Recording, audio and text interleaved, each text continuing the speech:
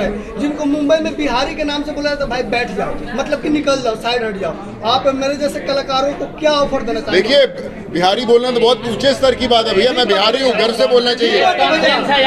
जब दबंग जब पिक्चर बनी थी तो उस समय जो छेदी सिंह का किरदार था वो बनाया गया था, मैंने बोला कि यार बिहारी, क्योंकि मैं बिहार वालों के साथ समय बिताया, मेरे साथ कॉलेज में सीतामढ़ी के लोग, मुजफ्फरपुर, आरा, उनके जगह, और मैं कॉलेज के दाम 91 के अंदर खुद ये सब जगह पे घूमा हूँ।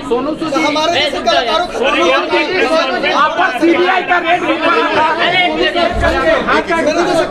क्या ऑफर देते हैं? मैं यही कहना चाहूँगा कि भाई टैलेंट को यही कहना चाहूँगा कि टैलेंट एक ऐसा पानी का बहाव होता है जिसको कोई रोक नहीं सकता। सोनू सूद जी, आप एक बात लगे बताइए, सोनू सूद जी, बिहार आने का पूरा आपका मकसद क्या है? इस स्कूल में आने का क्या मकसद है? आप क्या मकसद लेके आए पहले वो बता दीजिए, उसके बाद लोग पहले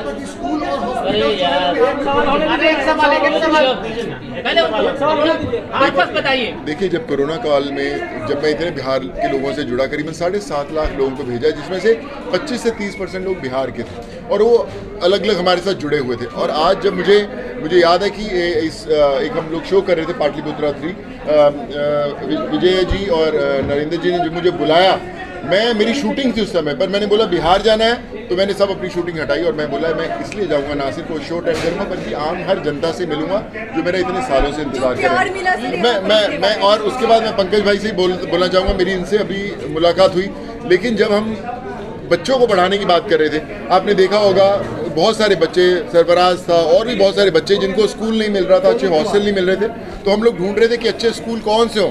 पंकज भाई से हमारी भेंट हुई और उसके बाद हमारे शिवा है हमारी फाउंडेशन के साथ जुड़े हुए, उन्होंने बताया कि बहुत कमाल के इंसान है, बहुत कमाल के स्कूल है।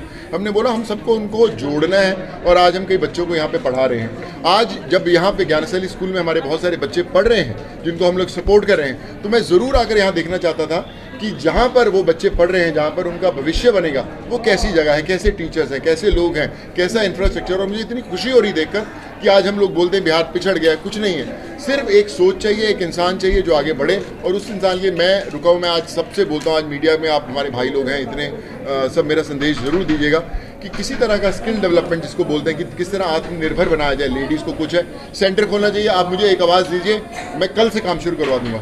स्कूल अगर आप बच्चों को पढ़ाना चाहते हैं, कोई ऐसे पिछड़े इलाके जहाँ पर हो और टीचर्स वहाँ पे करना चाहते हैं स्कूल, मैं उनके लिए खड़ा होऊंगा, मेडिकल फैसिलिटीज़ मैं करूँगा। तो मेरा मकसद आज सब लोगों को आपके थ्रू ये कहने का है कि आप ये कभी मत सोचिए कि बिहार पिछड़ा हुआ है या उनको मदद नहीं होती या राजनीति से कम मदद होगी या कौन नेता कौन करेगा, कौन अभिनेता करेगा, कोई फर्क नहीं पड़ता। हम आम इंसान हैं, हम आम इंसान बन के बिहार को वो बनाएंगे जो हम बनाना चाहते हैं। बिहार के मुख्यमंत्री बना दिया जाए तो आपका पहला उद्देश्य क्या होगा सर? बना के छोड़ोगे आप तो यार मेरे को। बिहार से बहुत सारे कलाकार हैं, बिहार में बहुत सारे कलाकार, लेकिन आपसे क्यों ज्यादा अटैचमेंट बिहार के लोगों को? क्योंकि मेरी अटैचमेंट बिहार वालों से बहुत ज्यादा भाई। मेरा जो रिश्ता है बिहार से आज का नहीं है, इंजीनियरिंग कॉलेज के दौरान का। मेरे रूम पार्टनर सब बिहार के थे, मैं हूँ पंजाब से, लेकिन जब बिहार और पंजाब का झगड़ा होता था मैं बिहार वालों के साथ खड़ा रहता था। तो मेरे को पंजाब वाले बोलते अरे यार तू पंजाबी है, उधर कहाँ से खड़ा हुआ है? मैं बोला मेरे भाई बंधु हैं, ये मेरे भाई हैं बिहार। तो कुछ ना कुछ रिश्ता तो मेरा बिहार का बहुत सालों से है, जो आज मैं वापस हुआ लॉकडाउन में मैक्सिमम बिहार के लोगों से मिल पाया। आज मैं बिहार में स्कूल में बैठा हूँ, तो एक रिश्ता ज़रूर है।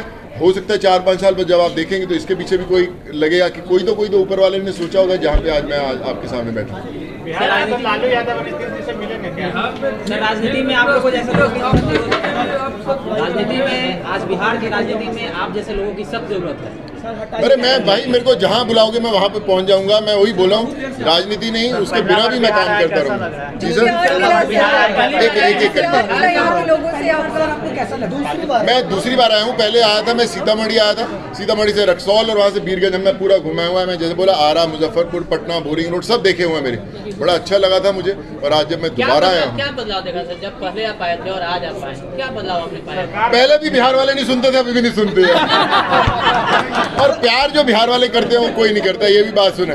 मैं अपने दोस्तों को बोलता था, मेरे साथ कॉलेज वाले पढ़ते थे, मैं कह यार तुम पानी कौन सा पीते हो यार, सुनते ही नहीं हो तुम लोग। और आज भी हम लोग देखते तो सुनते नहीं, लेकिन जो दिल है बिहार वालों का उसमें इतना प्यार से भरा हुआ है और उतना उनके अंदर स्नेह है कि उसका जो रिश्ता है वो कहीं नहीं। मैं जितना बिहार में मुझे प्यार मिलता है, मैं पंजाब में जहाँ पैदा हूँ, मुझे उससे ज़्यादा बिहार में प्यार मिलता है। अब ये होता है बिहार, इसलिए मैं वापस आता हूँ। बिहार के लिए आप हीरो हो कि विलेन? देखिए, मैं आम जनता हूँ और आम जनता से बड़ा हीरो कोई नहीं है। पर्दे पर सिर्फ आप एक्टिंग कर सकते हो, चाहे हीरो की करो, विलन की करो, लेकिन जब सड़कों पे उतरना पड़ता है, आम जनता के बीच में उतरना पड़ता है, चाहे वो कोई भी हो, वो इसलिए।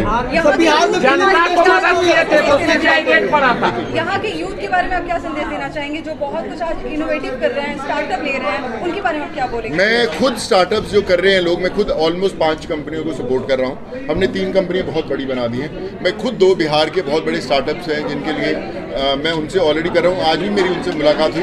सो मैं कहना सभी से चाहता हूँ कि बिहार में अगर आप देखिए कितने IAS और IPS अफसर सबसे ज़्यादा बिहार से आते हैं। क्यों आते हैं? क्योंकि दिमाग बिहार वालों का इतना है।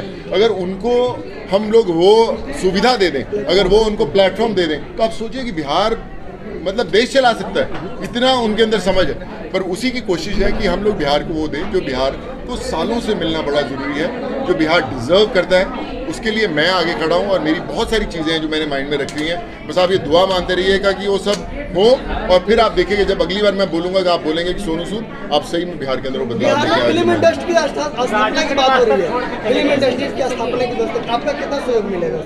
देखिए, मैं हमेशा खड़ा हूँ। एक बात मुझे रास्ते में जब मैं आ रहा तभी भी मैं बोल रहा था, फिल्म इंडस्ट्री बनाते हैं लोग, वहाँ के आर्टिस्ट, और कितना वो काम देते हैं। मैं हमेशा खड़ा हूँ। मुझे किसी तरह का कभी भी कोई भी मेरी तरफ से योगदान रहा है। कैसे कांटेक्ट कर सकते हैं हम आपसे? अब मैं दे दूंगा। मेरा ऑलरेडी प्रोडक्शन हाउस है सर। मैं तो पिक्चर ही बिहार के लिए बनाने के लिए। देखिए, मैं हमेशा कहता हूँ, एक ऑफिस खोलना इंपॉर्टेंट नहीं होता, उससे काम नहीं चलता कि मैंने अगर एक मेरा सोनू सूद प्रोडक्शंस ऑफिस खुल गया, उससे काम नहीं है। मेरा मकसद ये है कि मैं यहाँ पे एक ऐसा चैनल क्रिएट करूँ ताकि कोई जो भी लोग आर्ट से जुड़े हुए हैं, जो बम्बई जाने से डरते हैं, मुंबई जाने से डरते हैं, उनको पता हो कि यार हम लोग वहाँ पे एक अपना पोर्टफोलियो या हम अपना वहाँ पे CV दे दें तो कहीं ना कहीं कनेक्शन जुड़ जाएगा। उसकी मैं पूरी सोनू सूद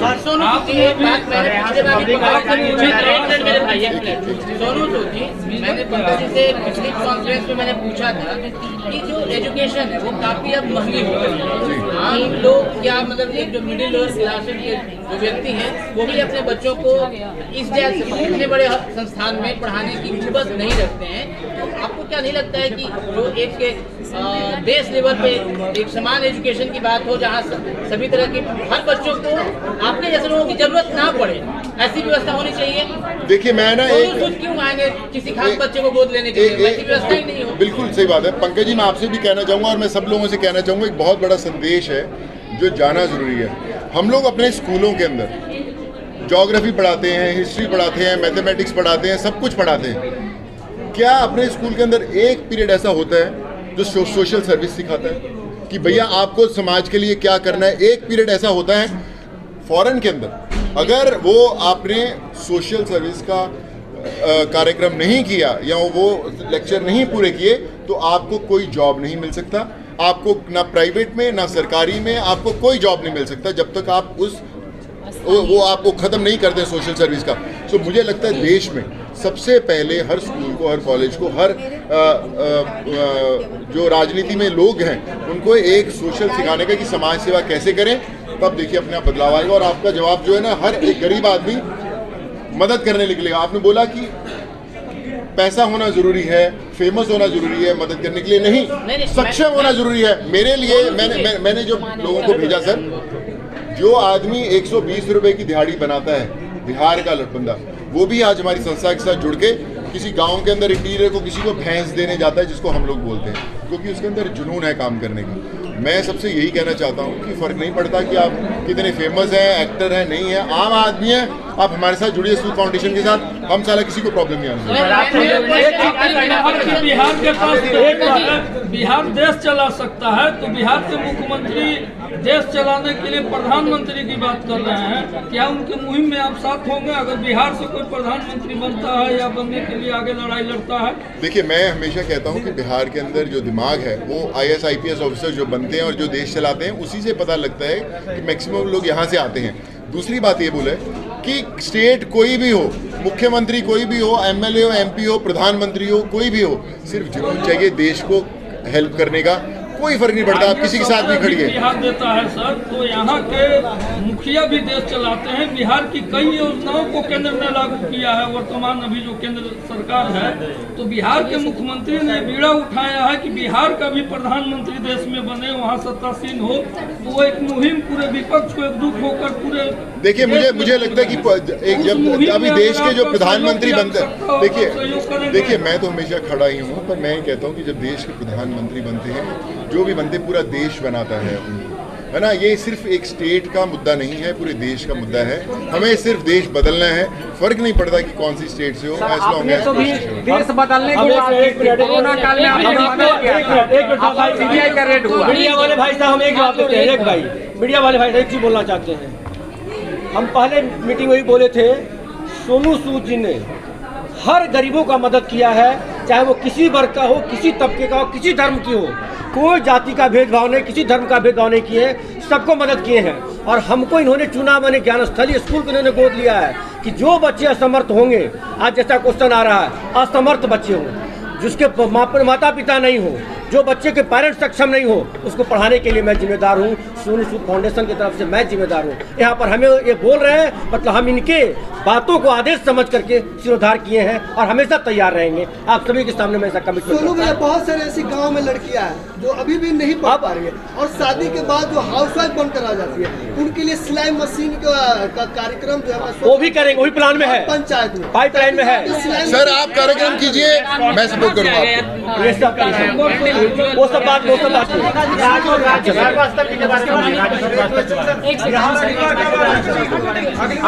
आप जो कि जब बुलाओगे भाई आ जाऊंगा। सम्मानित नहीं कर सके थे, यहीं पे सम्मानित कर रहे हैं। हम लोग सम्मान दिया आ जाइए मैडम।